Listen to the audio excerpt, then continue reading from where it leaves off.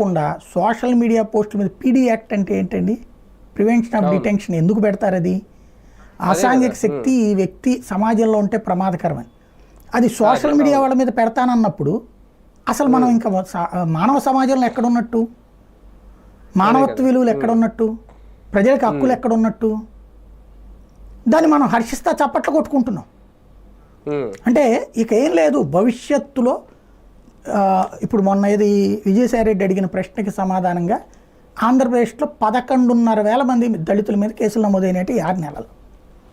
11,500 మంది దళితుల మీద. ఇందులో నాకు తెలిసి 3 వంతులు రాజకీయ కేసులే ఉంటాయి. 3 వంతులు రాజకీయ కేసులే ఉంటాయి. దాన్ని బట్టి ఏం చెప్తున్నాం మనం? ఇప్పుడు ఇవాళ మనం నమోదు చేస్తున్న కేసులు నాకు తెలిసి వచ్చే ఏడాది భారతదేశంలో అత్యధిక కేసుల రికార్డు మనకే అవుతుంది. ఎందుకని? రాజకీయ కక్ష సాధింపులతో పెడుతున్న కేసులు. అది పతాక స్థాయికి చేరిపోయింది. ఇక రాబోయే రోజుల్లో దీని వెనకాల చాలా లాజిక్ ఉందండి.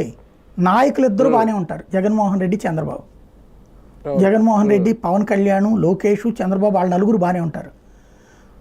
మిగతా జనాలందరూ అయితే ఈ రాష్ట్రం వదిలేసి పక్క రాష్ట్రాలకు పోండి, లేదా ఇక్కడ వ్యాపారాలు చేస్తే ఏ రాజకీయం మాట్లాడకుండా అధికార పక్షం ఓడి చెప్తే ఏం చెప్తే అది అయ్యా నీ బాంచందర కాలు మొక్తాను, లేదా అసలు ఏం మాట్లాడకుండా వ్యాపారం